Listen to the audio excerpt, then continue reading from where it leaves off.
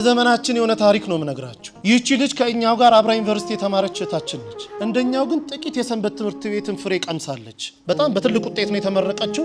ስራ እንደምታገኝ እርግጠኛ ስለነበረች እናት አባቷን ከገጠር ይዛ መጣች። እዚህ እነሱን ጥዬ መምጣት አልችልም አዲስ አበባ ኖራለሁ ብላ ከገጠር ይዛ መጣለች። ስራ ቢፈለግ የለም።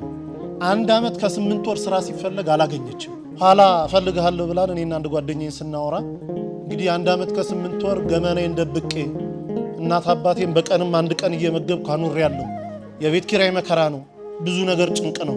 እባካችሁ ጥቂት ገንዘብ አበድሩኝና ወደ አረብ ሀገር ተሰደዳለሁ አለች። ታይ ብንላት እምቢ አለች። ጥቂት ገንዘብ አዋጣንላት። ለሽልማት የተሰጣትን የአንገት ሐብል የእጇን ሁሉ ሸጣ ጉዞ ወደ አረብ ሀገር ትሄዳለች። 3 ወር እንኳን መስራት አልቻለችም። እግሮቿ ማበጥ ጀመሩ። ማበጥ ሲባል ዝም ብሎ ማበጥ አይደለም። በኢሞ ፎቶ ልካ ስናየው አንድ እግሯ በራሱ 3 ሰው ያነሳው መምጠቱ። ሆስፒታል ስትመላለስ ቆይታለች። ዶክተሩ የመጨረሻ ያለውን ሪዛልት ሲሰጥ ሰውነትሽን ካንሰር የሚባል በሽታ ተቆጣጥሮታል አለ። ከቻልሽ የእኛን እስልምና ተቀበይሽ አዳያጂ ከኛ ጋር፣ ካልሆነ ግን ወደ ሀገርሽ ሂጂ።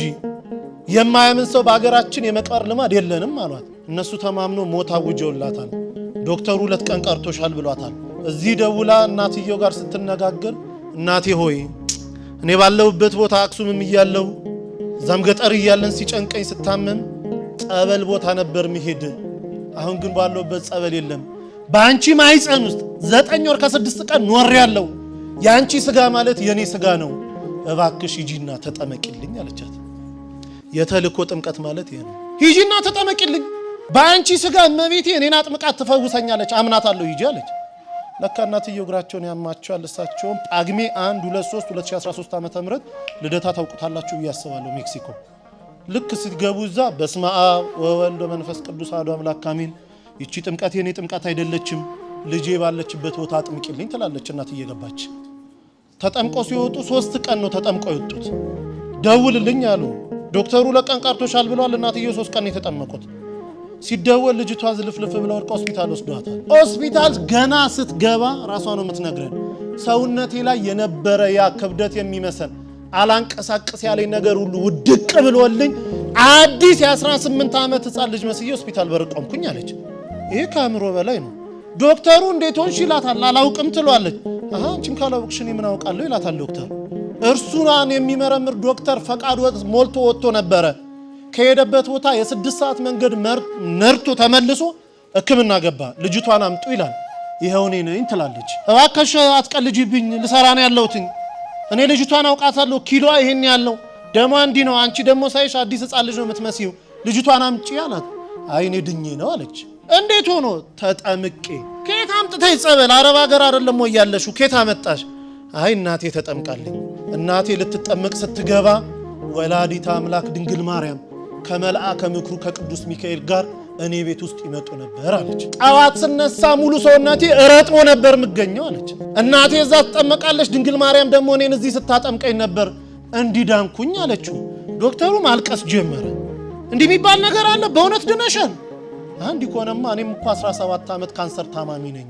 በቀን 2 ኪኒንና 3 መርፌ እየተወጋው ነው 17 ዓመት የገፋሁት። እባክሽ አገርሹ ሰጂኝ፣ አንቺ ምትያት ሴት ካለች እኔንም ታጥምቀኝ አለ። ያው እንግዲህ ታውቃላችሁ እሷ መምጣት አትችልም።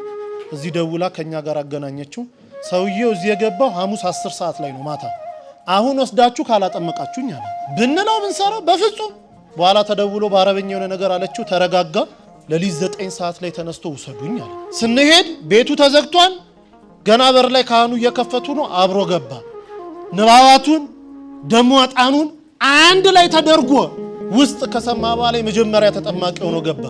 እንደገባ መጮን ይጀምራል። ሲወጣ ሆስፒታል ውሰዱኝ አለ። ኧረ እባክህ እንደው ቢያንስ 1 ሱባኤ ሳምንት ተጠመቅ። በፍጹም። ከዛች ሴት ጋር ሳወራ እኔ ቤት ውስጥ ይሸተኝ የነበረው ሽታ አሁን እዚህ ቦታ ሸቶኛል። እሷ ስታወራ ሁሌ የሚመጣው ሽታ እኔ ጋር አለ። እባካችሁኝ ውሰዱኝ። ከውስጥ የጥቁር ነገር እየጮኸ ሲወጣ ይቻለው፣ እንደ ጉም ደመና ወጥቶ ሲወጣ ይቻለው፣ ውሰዱኝ አለ። ሆስፒታል ተወሰደ። ምርመራውን ጠበቀ። ሲመጣ ካንሰር የሚባል የለብህም ተባለ። አላምንም ኢትዮጵያውያንን አለ። ዶክተሮቻቸው እንዴት ናቸው? 17 ዓመት የተያዝኩትን እንዴት የለም ትሉኛላችሁ አለ። አይ አገሬ ሄጄ ይመረመራለሁ። ሄዶ ሲመረመር የለብህም ተባለ። አሁን ግብጽ ቤተክርስቲያን እዛው ተጠምቆ ሚስቱም 3 ልጆቹን ተጠምቆ ያገለግላሉ። ስብሐት ለእግዚአብሔር በሰማያት ወሰላም በምድር ስምረቱ ስብሐት ለአብ ስብሐት ለወልድ ስብሐት ለመንፈስ ቅዱስ ስብሐት ለእግዝእትነ ማርያም ድንግል ወላዲተ አምላክ ስብሐት ለመስቀለ እግዝእነ ኢየሱስ ክርስቶስ ዘተቀደሰ በደሙ ኩር